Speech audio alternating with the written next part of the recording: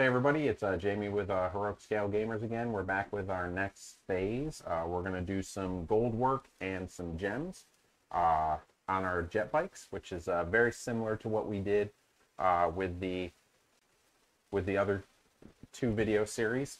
You can see our finished product of the troops and Starweaver there in front of you. Now we're going to move on to doing a little bit more work on the jet bike. So I am using some Retributor Gold from Citadel. And I have several things on here that are going to end up being gold. One are the face masks for the riders, the mask that is sitting on the front of the jet bike itself, and a few other small details. So while you're working on one, it's just best to go ahead and hit all those areas up that you want to be done in gold, because it's just easier to work all at the same time. So you just want to get a nice smooth gold coat over everything that you want to actually be gold. Make sure you're moving your model around. It's much easier to move the model than it is to move the brush.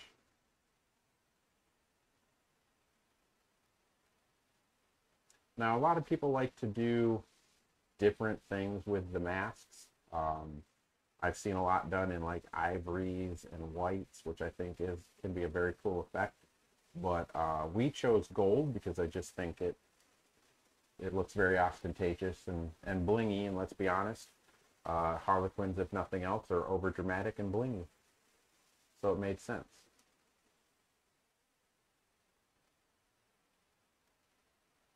And then once the gold dries, what we're going to do is we're going to cover all of it with a wash of Agrax Earthshade, and I mix it 50-50 with some Lamy and Medium to help cut the surface tension.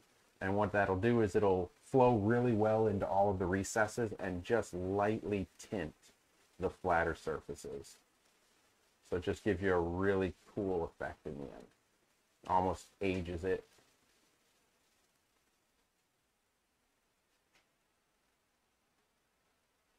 Once again, we're just... Oh. Ha. So I thought I was in focus at first, and then I moved out of focus even more.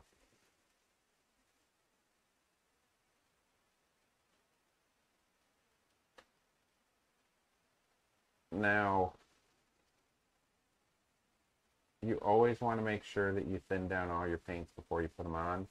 As Duncan Rhodes likes to say, 2 thin coats are way better than a single heavy coat.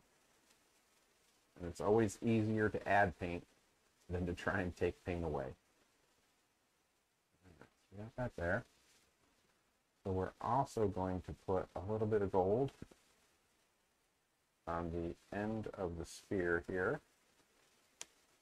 Kind of like it's a ornamental hilt piece.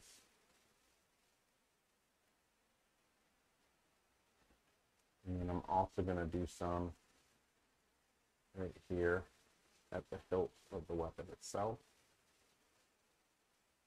and this part that connects to the hilt and the spear shaft.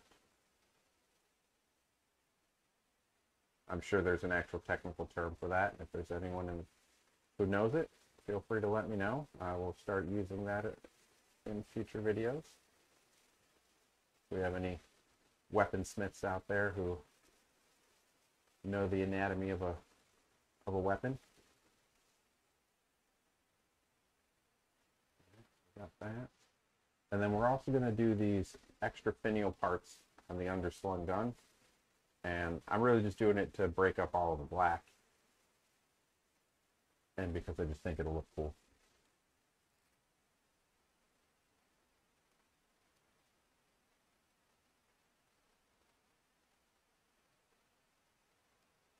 And what we do to one, we must do to the other, because symmetry is our friend.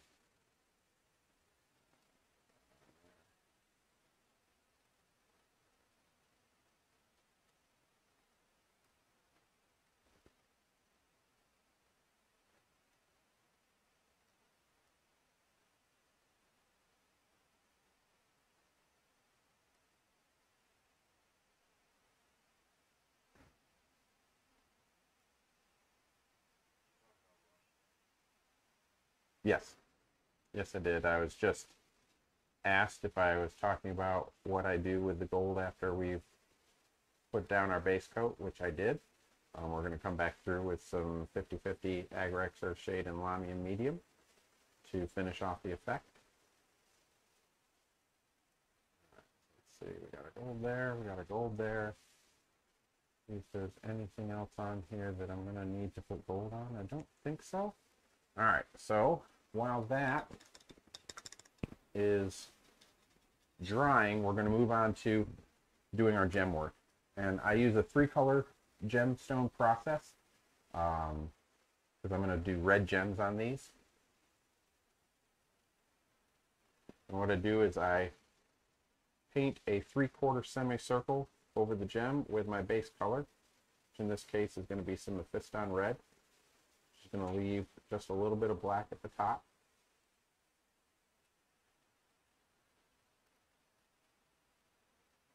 And I do it from the same angle on all of these gems because we're going to assume that our light source is all coming from the same area on the model. Once again, it's okay to be a little bit slow and deliberate when applying this base coat because we don't want to have to go back and do any corrections if we can help it. But if we need to, all we need to do is take some of our original spray-on primer, Pro Acryl airbrush primer, and we can actually just paint that on to correct any mistakes that we make.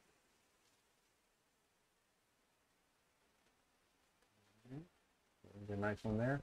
Then we're going to also do this nice one right here on the very top of the finial. Now this one's a little tricky.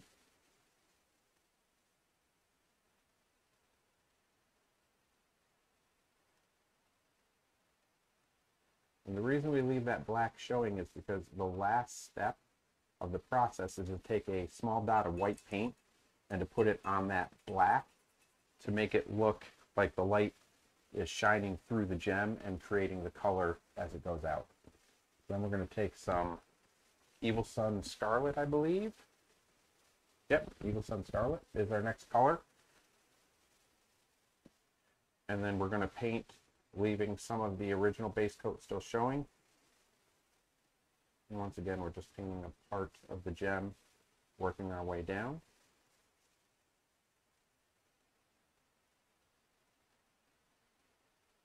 And this just kind of shows the color refracting through the gem itself.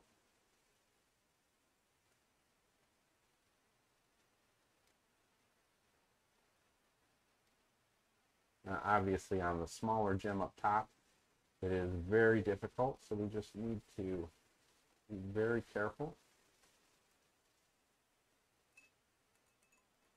And then last but not least, we take a little bit of Troll Slayer Orange, and we're going to draw just an even thinner outline on the very bottom of the gem.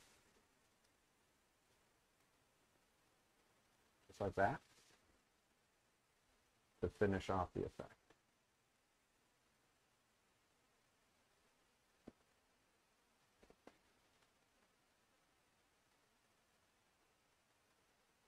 This is an old school Games Workshop technique. The heavy metal team used to paint all gems like this, especially on the fantasy miniatures, because it just was a really cool looking effect.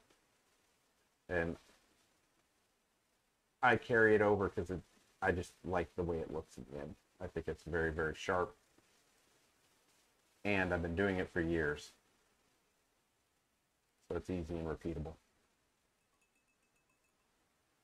All right. And then, like I said, we're going to take just a little bit of white scar. And we're just going to dab a little dot in the black of each of the gems.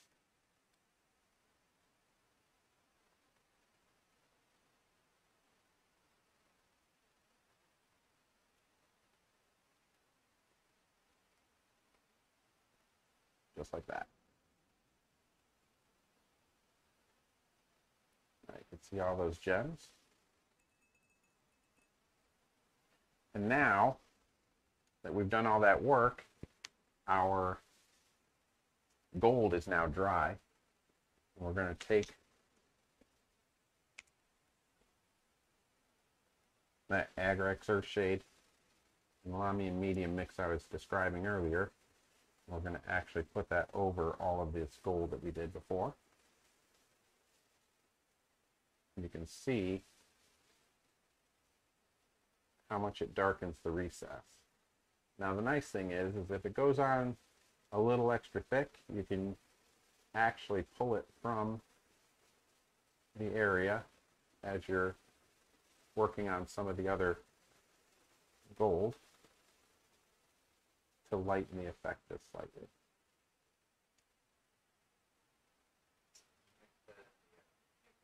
I did. What I did was I took an empty paint pot and I used a dropper, medicine dropper, and I mixed it 50-50. So I had 1 part of Agrex Earthshade and 1 part Lamy and medium. And then I always have a pot of it. And as you can see, my pot's starting to get a little low. So I'm going to have to start mixing up a new batch soon. And we're doing this on all of the gold effect, even the parts underneath. And I know we don't do a ton of detail to the underneath because it's just not seen. But this little extra bit of work will pay off in the end, giving us a much nicer finished product that took seconds. And now that our gems are dry, we can do our last step on that, which is to take a little bit of Ard Coat varnish, which is another Games Workshop product. And this is going to help shine those gems up. So I just take a little bit of it, put it on my palette, just a little bit of drop of water to make it a little bit easier to spread.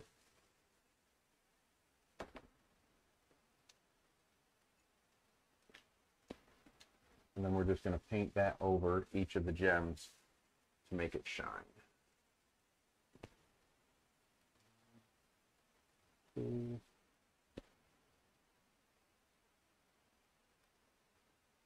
3, and 4. You can kind of see how that shines. Now if you look, it's a little sloppy on this gem on the front, and that's actually fine. Just like with anything else, once it dries, I can take some of my black primer and I can actually paint over that shininess to dull it back down so that then the only thing that will be shiny is the gem itself. But there we go. That is the gold and the gem work complete. Our next step now is to actually start finishing off the model, which we're going to do by painting green highlights on all of the on both of the riders.